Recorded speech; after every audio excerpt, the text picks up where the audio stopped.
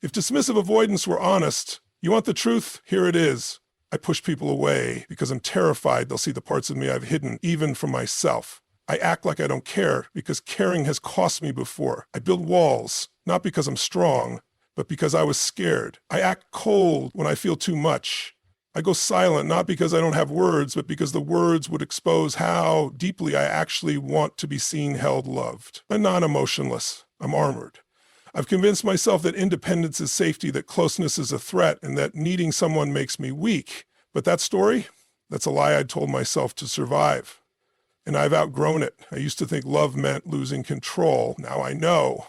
Love is the ultimate strength because it forces you to drop the act, drop the shield, and show up real.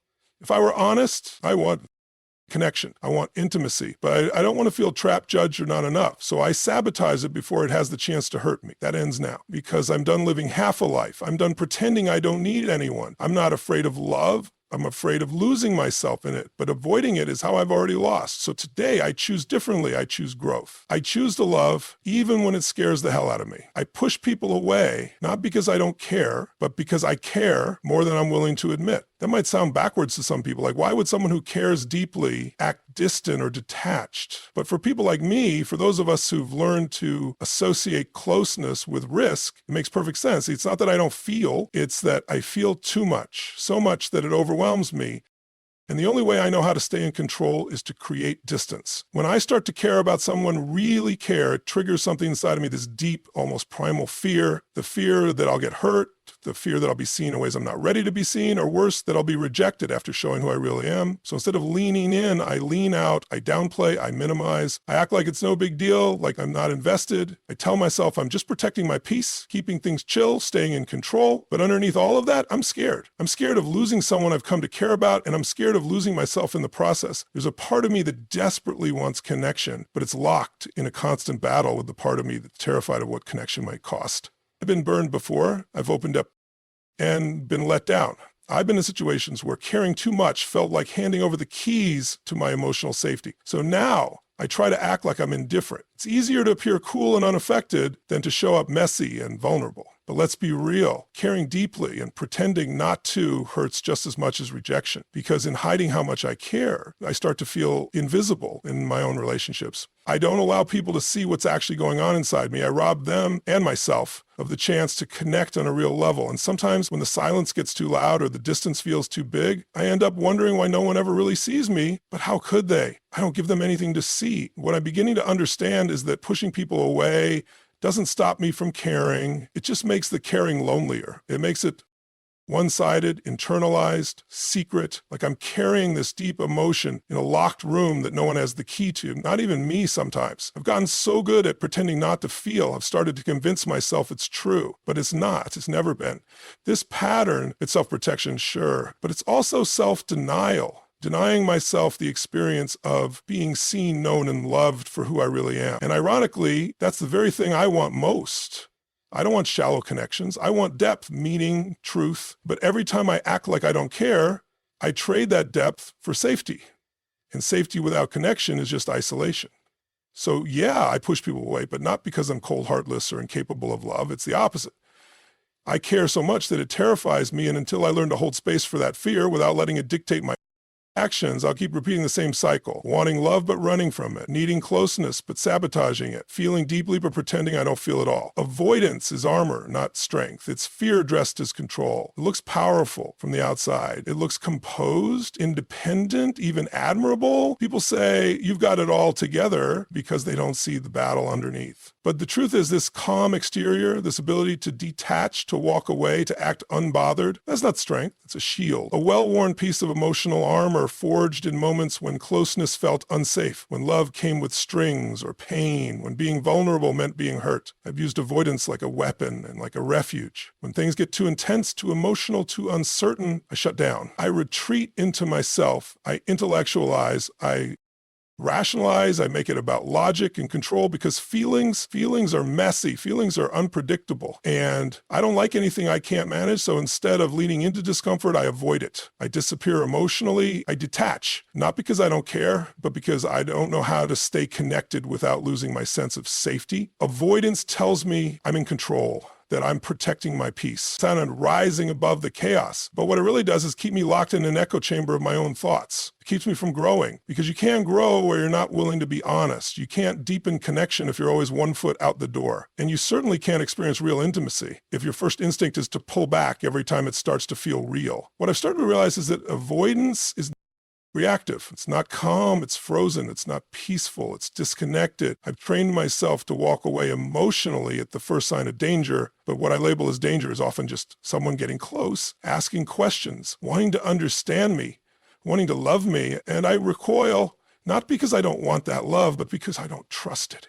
I don't trust that I can be fully seen and still accepted, so I avoid being seen at all. Avoidance gives me space, yes, but that space can turn into a prison if I'm not careful. It isolates me from the very experiences I long for, and the worst part, it convinces me that I don't even need those experiences in the first place. It whispers, you're fine on your own. You don't need anyone, and I believe it until I don't, until the silence sets in and I start to feel the ache of wanting to be held, to be known, to be chosen, and I realize I've been so busy protecting myself from pain that I've also blocked myself from joy. Avoidance isn't strength, because strength is about showing up. It's about staying in the room when things get uncomfortable. It's about having the hard conversations, allowing yourself to be seen, admitting when you're scared, and staying open even when every part of you wants to shut down. That's strength. That's power. Avoidance, on the other hand, is a habit built in fear. It's a reflex, not a choice. It feels like control, but it's really a lack of trust in others, and trust in myself. I've spent years perfecting the art of being unbothered, of staying cool under pressure, of never needing, never asking, never depending, but at what cost? Because all that emotional distance, all that self-sufficiency, it's lonely. It keeps people at arm's length. It prevents intimacy, and while I might feel safe behind the armor, I also feel empty. So no, avoidance isn't strength. It's fear with a good disguise. It's fear with clean lines and a polished face, but underneath it's still fear, and the only way through it is honesty, presence, courage, not escape. True intimacy requires vulnerability, and vulnerability is not weakness, it's the ultimate power. Most people misunderstand this. They think being vulnerable means being fragile, being exposed, being less than. But the truth is, being vulnerable means having the courage to show up as you are, without guarantees. It means letting go of the script, dropping the mask, and saying, this is me, the real me. That takes strength most people never tap into. For someone like me, that idea used to sound terrifying. Vulnerability felt like handing someone the sharpest weapon and trusting they won't use it. And that's why I avoided it. I believed that if I stayed guarded, if I kept things surface level, if I never let anyone too close, I'd be safe. I confused safety with strength, but I was wrong. What I was really doing was building a life that looked strong but felt hollow. I had boundaries, walls, strategies, but no one really knew me. And part of me liked that, because if they didn't really know me, they couldn't really reject me either. But you can't have intimacy without vulnerability. You can't form a real connection with someone if you're always filtering what you say, who you are, or how you feel. You can't keep people out and expect to feel close to them at the same time. It just doesn't work that way. Real intimacy is about allowing yourself to be seen, not just the polished parts, not just the I've got it all together version, but the messy, insecure, emotional parts too. The parts you've been told to hide, the parts you've convinced yourself are unlovable. I used to think I had to earn love by being perfect, by being in control. I thought that if I showed weakness, if I cried or needed help or said I was scared, that I'd be seen as less attractive, less worthy, less human. But the opposite is true. Vulnerability is what makes us human. And when someone sees you in your truth and chooses to stay, that's where the magic happens. That's where intimacy is born. There is power in saying, I'm scared, and still showing up. There is strength in saying, I don't have all the answers, and letting someone meet you in that space.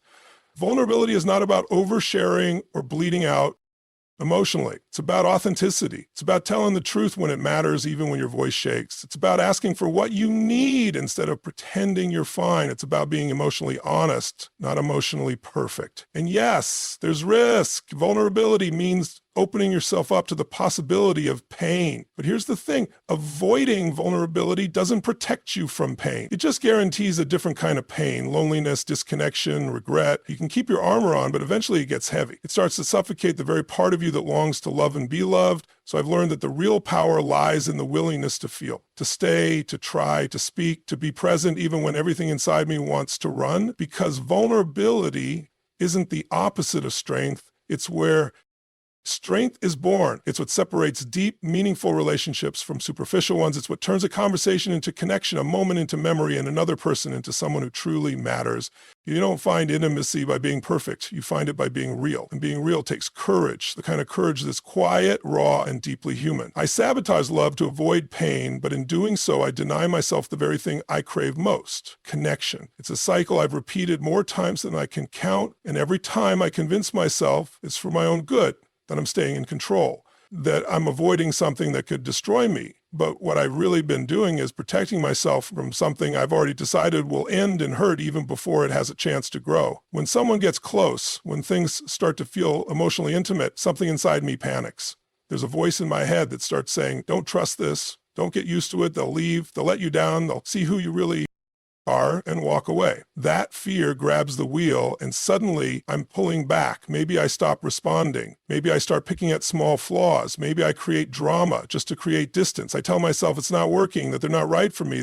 I just need space. But deep down, I know the truth. I'm sabotaging something that could have been real because real feels risky. The crazy part is I want love. I want someone to get me to see through my silence, to stick around even when I push. I want connection that's deep and meaningful, but my actions don't align with that want. Instead of opening up, I shut down. Instead of leaning in, I pull away. It's like this twisted logic where I think if I end it or ruin it first, I'm in control. Like I can avoid the pain of abandonment if I make sure I'm the one who leaves emotionally. But that kind of control is an illusion because it doesn't save me from pain. It just trades one kind for another. Every time I push someone away out of fear, I create the exact loneliness I was trying to avoid. Every time I choose self-sabotage over vulnerability, I miss out on a chance to be seen and loved for who I really am. And every time I convince myself I don't need anyone, I bury that aching part of me that desperately wants to be held, understood, and chosen. It's taken me a long time to see that this pattern serving me, that what I thought was self-protection is actually self-abandonment. I abandon my own needs. I deny my own desires. I pretend like I'm fine with shallow connections when I know damn well I want more. And in doing that, I keep myself stuck, always on the outside looking in, always wondering why love feels so far away. The truth is, you'll always feel dangerous when you haven't healed the parts of you that equate closeness with pain. But the answer isn't to avoid it. The answer is to face it, to sit with the discomfort, to stop running from the feeling that says this matters and it might hurt, but it's worth the risk. Because connection doesn't come without risk. There's no shortcut around that. But the risk of being honest, of being open, of staying present, that risk carries the potential for something real, something beautiful. And maybe I won't get it right every time. Maybe I'll still pull back sometimes or get scared. But now I know what's really happening when I do. It's not about them. It's about me, my fear, my story, my wounds. And if I want something different, I have to choose different. I have to catch myself in those moments of sabotage and ask, what would love do? What would courage say? And then listen. Because the life I want is on the other side of the wall I keep building. The story that I must be self-sufficient to be safe is outdated, and I'm rewriting it. For a long time, that belief served me. It helped me survive, helped me cope, helped me feel like I had control in a world that often felt unpredictable. I learned early on that depending on others came with consequences, that needing someone meant giving up power, that showing emotions or asking for help would somehow make me a burden. So I built a life around self-sufficiency. I took pride in doing everything on my own, in not needing anyone, in staying emotionally independent, even in relationships. It became my identity. I was the strong one, the calm one, the one who never cracked, never asked for anything, and people admired that. They said I was reliable, composed, mature. What they didn't see was how lonely it was, how exhausting it became to carry everything by myself, how hard it was to hold my pain in silence because I believed that sharing it would make me weak or worse, rejected. I convinced myself that emotional self-sufficiency was strength, but over time, I started to realize it was actually fear, not strength. Fear of vulnerability, fear of disappointment, fear of needing someone and them not showing up. So instead of risking that, I chose isolation in disguise. I chose control. And yes, I felt safe, but that safety came at the cost of real connection, because when you never let anyone see you struggle, they don't really see you at all. The world may applaud independence, but it doesn't teach us how to receive. It doesn't show us that allowing someone to be there for you is just as powerful as being there for them. And I had to unlearn that story. The one that said you can't need anyone, you'll get hurt, you'll lose yourself. That story was written in fear, and I've outgrown it. Now I'm learning the true strength is interdependence, not isolation. It's knowing who you are, standing on your own 2 feet and allowing others to walk beside you. It's having the courage to say, I can do this on my own, but I don't want to. I want to share this with you. It's not a weakness. That's maturity. It's emotional intelligence. That's how healthy, fulfilling relationships are built. I don't want to spend my life pretending I don't need anyone. It's not bravery. It's self-protection. And while it might keep me from getting hurt, it also keeps me from feeling the love and intimacy I crave, because love requires openness, and openness requires trust, not just in others, but in myself, trusting that I can handle it if someone disappoints me, trusting that I can hold space for both joy and pain, trusting that I am enough even when I'm vulnerable. So I'm rewriting the story. I'm letting go of the old script that says safety only comes from solitude. I'm making space for connection, for community, for intimacy. I'm choosing to believe that I don't have to do it all alone, that letting someone in isn't a risk to my safety. It's a step toward the life I actually want. This new chapter isn't about becoming someone else.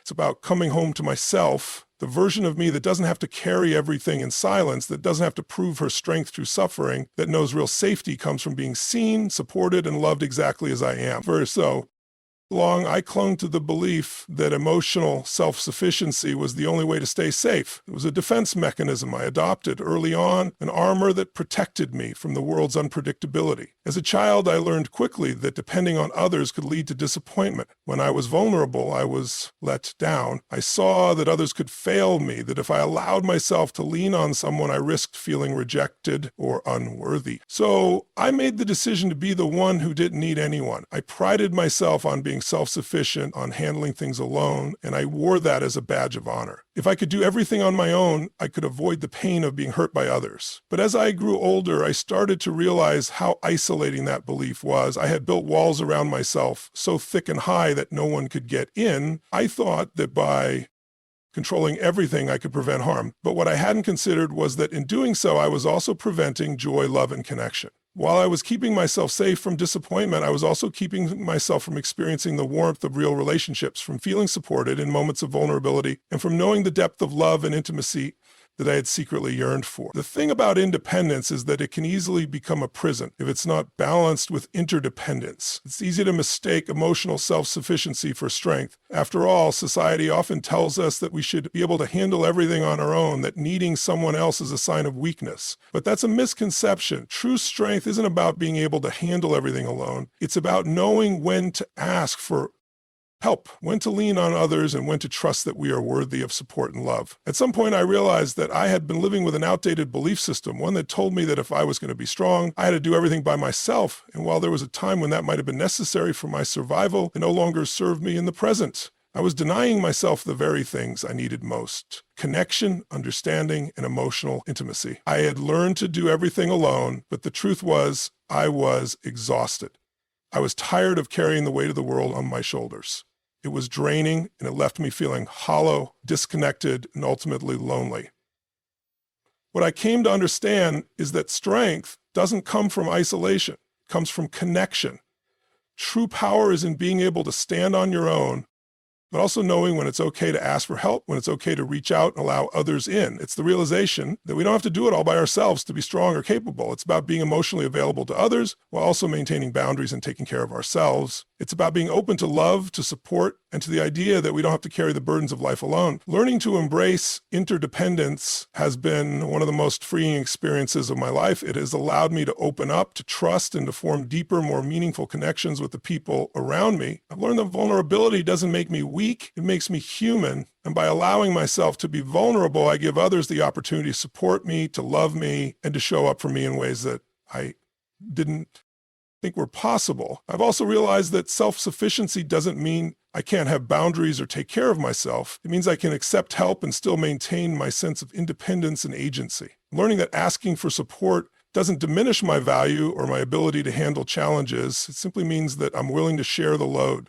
I'm willing to trust that I don't have to go through life alone. I'm willing to let go of the fear that needing someone will somehow make me less than. Instead, I'm choosing to believe that sharing my life with others, leaning on them when necessary, and receiving love in all its forms makes me stronger, not weaker.